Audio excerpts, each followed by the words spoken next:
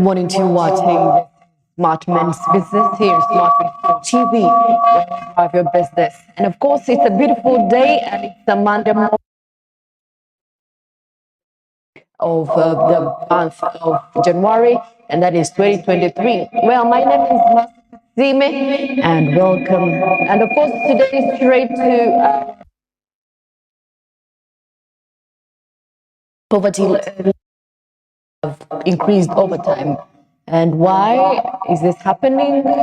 Yes, there's been distribution of funds to eradicate poverty. Of course, with the 2020 poverty by then, but so far the poverty levels have increased. But of course, according to East Africa, I think East Africa, Uganda has the highest Gini coefficients. That means there is disparity, a lot of disparity. There's a lot of space between the richest and the poor. And of course, we hope with the government initiatives that have been put in place, we shall make sure that this ends with time. Of course, with the Gini coefficient, Uganda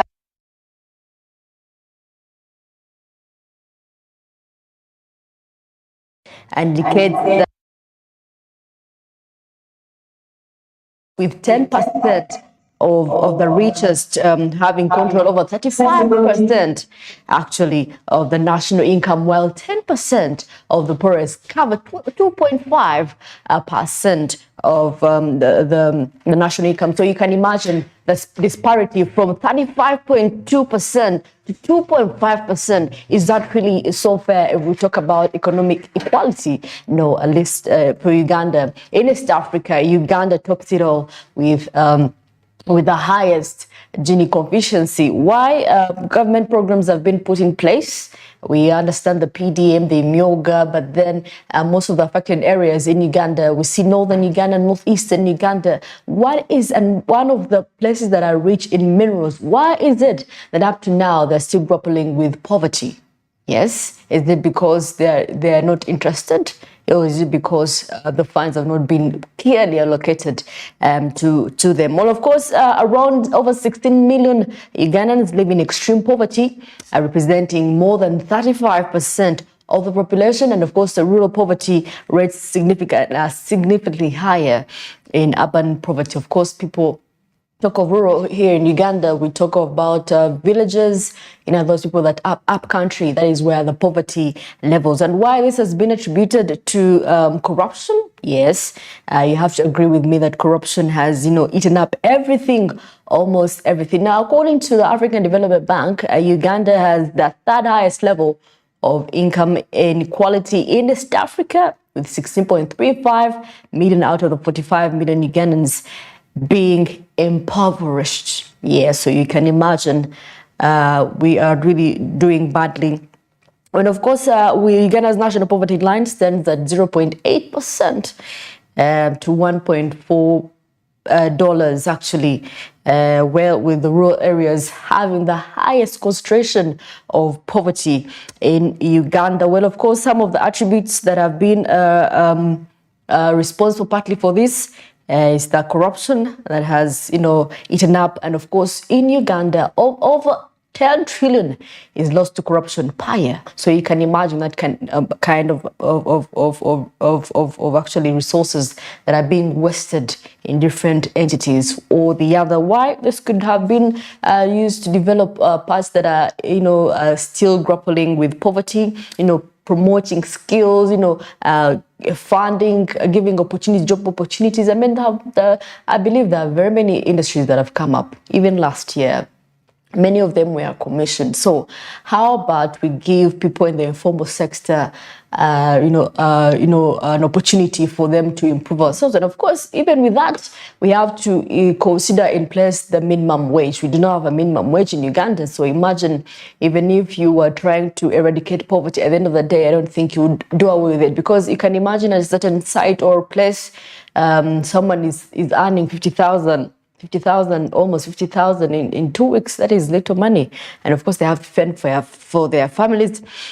And of course, another contributing factor is the lack of inclusive economic policies and opportunities that have led to this income inequality. And of course, the country's economic growth as of 2022 was at 6.3% compared to 2021, which was at 5.6%. And this was largely driven by the sectors of agriculture and, of course, natural resources, which have limited employment opportunities and tend to benefit small segment of the population. But I guess agriculture being the backbone of Uganda and maybe most of the African countries, I believe, people have the right to, have income. It's just that people are not purely exporters. And of course, when we concentrate parts of northern Uganda, realize that, the weather is not that good. But then at least they could try as much as they can to, to improvise with new technology and, of course, provide them with seedlings that drought resistant, which could be helpful. And imagine one of the richest areas in Uganda has the poorest population in Uganda. What does that mean? Yes, so I want you to ponder about that, because I believe we are in need of dire help. Well, of course, Uganda has the sustainable goal of eradicating inequality. That is the Vision 2040. Which says that which prioritizes balanced development of ensuring all regions of the country benefit from the national economic growth. Yes, so 2040, we hope that all regions in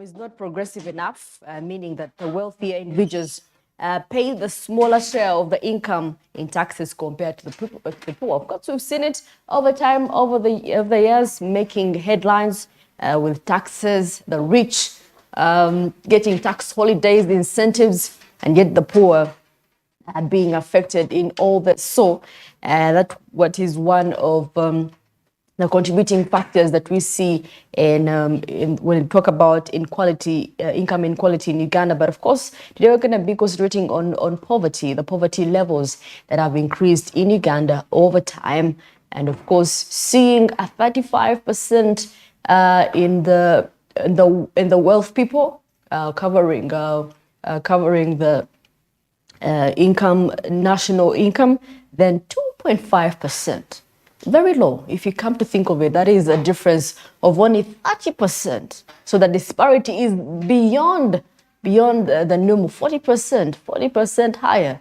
So definitely there is work that needs to be done. And of course, when there is inequality, there is poverty. Yeah, people do not get to, people do not tend to grow in terms of economic development, because if the rich are favored and the poor are not, definitely, then meaning the poor cover a huge percentage. That means at the end of the day, there's going to be poverty and hunger.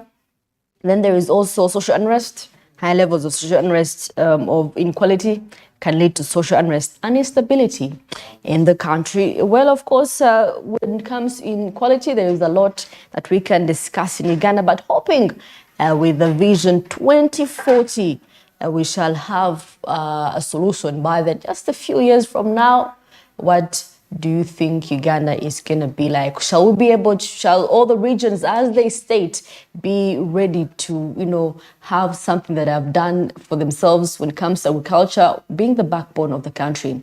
How have we made use of the fertile soils that we have, of the minerals that we have in Uganda? Well, it's a very good morning, and of course, I'm joined with Andrew. Yes, we're talking about income inequality. And of course, the disparity in Uganda is by far beyond. Uganda, actually, in East Africa, has the highest Gini coefficients. That means the disparity between the rich and the poor is very high. 35% of the national income, 35.2% of the national income is going for the rich and the poor, with 2.5%.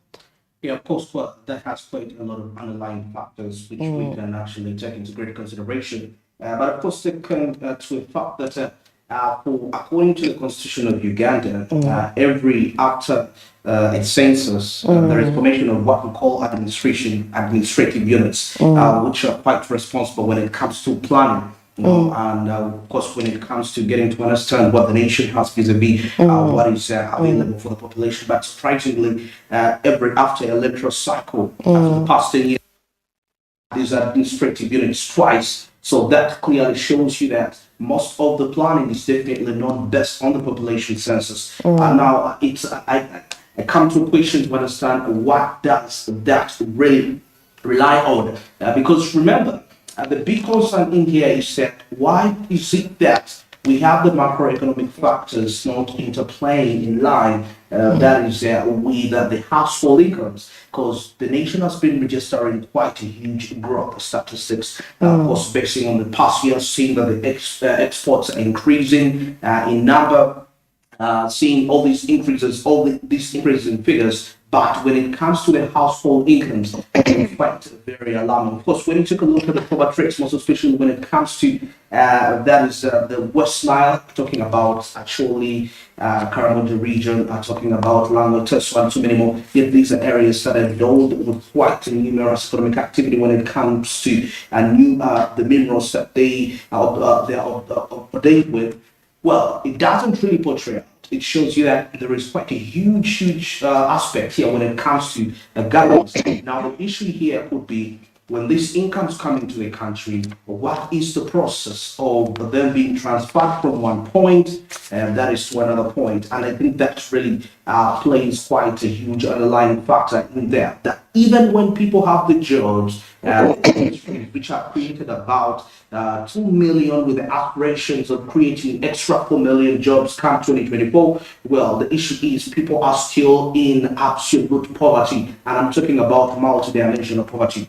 Now, like I mentioned earlier, is it about the leadership structures that we form? Like I mentioned, that most of the planning related activities, are they planned based on the population results and making sure that there is equitable distribution of these incomes? Of course, like the percentage shows you that a small percentage of people, about 10%, that is owning about 37% of the incomes, and seeing a population of about 50% owning just 19.5% of the total incomes of the country. So that quite poses lots of questions in that line. Now, just a brief here, seeing that according to the Uganda Bureau of Statistics, that is almost 30.1 of the population live below the poverty line, that is in 2019 to 2020, of course. Where that's the year where we transitioned to COVID-19. Now, this is definitely equivalent to 12.2 million people. That is all about 30%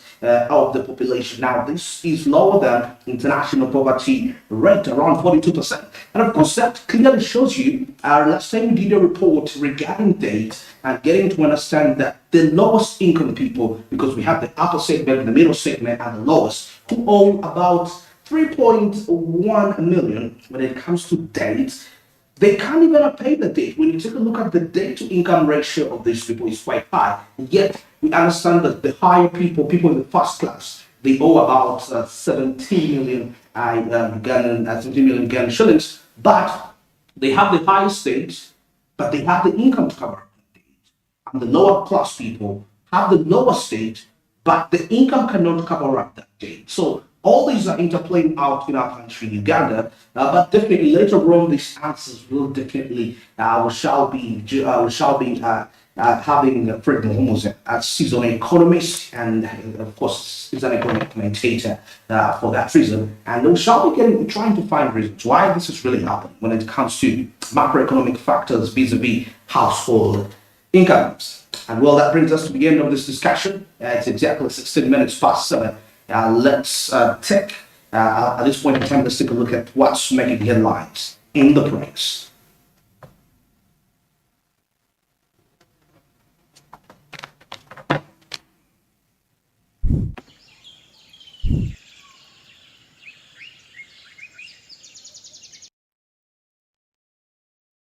Well, as we kick start off here, I have the new vision, master consumers feed we take us through the Daily Monitor, and of course here on the top page you're seeing Army takes over Bujingo's security. Okay, now of course military to guard the city pastors from church, according to the report. But of course when you grab a copy of the revision you'll find that out. And of course the roads for the non-alignment movement summit, 98% complete. Of course, when you get yourself a copy, you grab that, and in the Pakasa section we see how your business can actually survive in 2024. Quite experts sharing ideas in that to that. Well, in the Daily Monitor, interesting headlines here making it another good move for the landlords, landladies, whoever owns the rentals or residential areas. Trust me, landlords can break into rented premises. Yes, and now ruling by High Court, Musa Sekana now gives landlords the right to break into and reoccupy premises whose tenants have failed to pay rent for unreasonably long time. So wherever you are and you've not been paying your dues, trust me, now that there is a ruling out there, anytime, someone will have access to your house. So please pay up your dues, pay up your rent, that you can, be in line with, your landladies and landlords. Well, of course, here, Minister to etiquette training ahead of the NAM. Yes, we're just a few weeks, if not 1 week to go. And of course here, Bujingo returning to church amid tight security. And of course, for those that are from Kabare district, yet Rushoroza was marking 100 years of existence. And of course, we saw the vice president right there. And of course, Honorable Musasiza, and of course most of the delegates were there in Kavala in commemoration of this mighty church. And of course CJ Dolo, Chief Justice Winnie Dolo backs certificates for customary land. Yes, and probe team sent to helicopter crash site. Yeah, that is what is making headlines in the Daily Monitor. So grab yourself the interesting stories actually. And of course when it comes to health, mental wellness checks can reduce suicidal cases. And of course, take a look at China sends engineers to train Ugandan drivers. And this is all for the G77 plus China and the NAM summits, and that is quite amazing. And there is a big question here: who is grabbing the persons with disabilities land? And of course, taking a look at the letter currently written, that is by the president directing the gender minister to give out the land. That is dated 13th of June 2023. That is the gender ministers later directing the ministers, the Minister of Lands, which was dated May 2023. That was on the 23rd in regards to that. And of course, taking a look at what Commonwealth speakers discussed, in case you didn't catch the real, of course, on the different platforms, you can actually get yourself a copy of the revision. You will be able to do that. And now power tariffs dropped by 1.6% as the Yaka meters expire. And now, of course, seeing something which happened, reports in the media, that was last week, that's regarding the money, about allocating about 100 billion that is Ghana shillings when it comes to investing in activities that increase demand for electricity to ensure that there is even distribution of electricity. That is to those that may not be able, and of course with the government programs that are scheduled to take place soon, for those people that can't afford to pay the 700,000, 800,000 to connect part of their houses, yes, definitely this will be this will be part of the projects that will be undertaken through by that. And of course, government issues land titles to Agago residents, so you can see that. And of course, some 70 rallies pledging on wealth creation.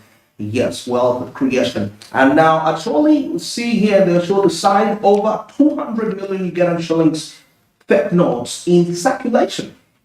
This is very well. Now, over 200 billion of fake notes in circulation in the actual region. That is according to a man who was a pendant. That is with a counterfeit currency. The counterfeit currency worth millions in Agapo district. So, grab yourself a copy and then you will be able to see what really transpired there.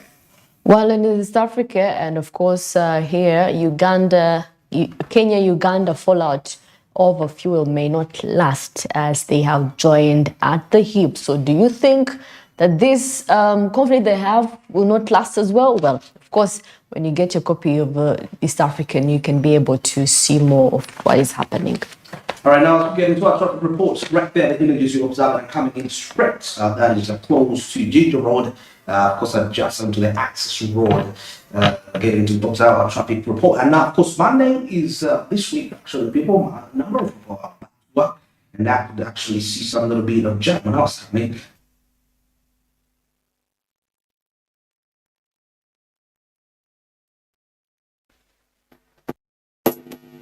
Much of the congestion. Could it be because there is the construction, as the report suggested here, 98% of these roads complete, and access road managed to be among the 98% that have been under construction. And you can see there is actually been quite a lot of potholes along the roundabout. That could actually explain clearly why in the previous times there was quite a huge congestion. Rotating the roundabout all and over wasn't something that it would be something that would take quite some time. So we can clearly observe here there is some improvements slightly. So if you're coming in from Chibuli and Zambia areas, Kabalagala, most especially areas along Gaba Road, yes, and you're planning to probably come to any destination and you're likely to pass through that, you could probably be heading to Wandega instead of getting straight to the clock tower. You can just simply come over here, pass by the access road, link up to the Ginger Road traffic lights, Nile Avenue, and head to the different destinations that you're heading to. Heading to Nakawa, you're coming in from those areas, yes, the access road is quite okay. Same applies to 6th Street, 7th Street, and 8th Street. Now, taking a look here at the Kampala Road adjoining Ginger Road, it is still quite fair, and I'm seeing quite a huge number of vehicles that are coming in from Ginger Road heading to town, and definitely those are vehicles coming in from the areas like Nakawa. They are coming from Tinda, Chireka, Bandas, along Port Bell Road too. That is talking about Bugolobi, Luzira, Tintale, and Mutunga at the same time. So you can see a number of them heading towards town as business is back to normal. Yes, people back to office as we speak right now, and some definitely are branching over to the Garden City side. That is Nile Avenue route, heading. That is Yusuf Rule Road, heading to probably any destination along that. It could be heading to Wandega, Mulago, and so many. Or even Makere. Now, we'll also take a look at the vehicles that are coming in from the Garden City side. Of course, heading to probably they're heading straight towards the access road, definitely. And I'm seeing quite a huge number of them, and the majority of the public, the private vehicles here are heading to those destinations. So I can clearly see them having a smooth flow through. Yes, so if you those are coming in from Mulago, you're coming in from Wandega, or even Kololo side, and you're planning a journey towards Chibuli, towards Zambia, well, this would be an absolute time for you, and an absolute route perfect for you to reach in the required time, as we see how the day proceeds later on. Okay, so it's quite okay. It's not yet worse. Maybe we could anticipate in the later hours of the day, since work is back to normal, it might actually get busier if you don't take an initiative to ensure that you move in time. And definitely that brings us to the end of our traffic report at this particular time. It's exactly 25 minutes past 7. Smart Means Business takes a short break. And definitely when we're in town, we have Caribbean South Africa and the international updates into the pipeline. Stick around.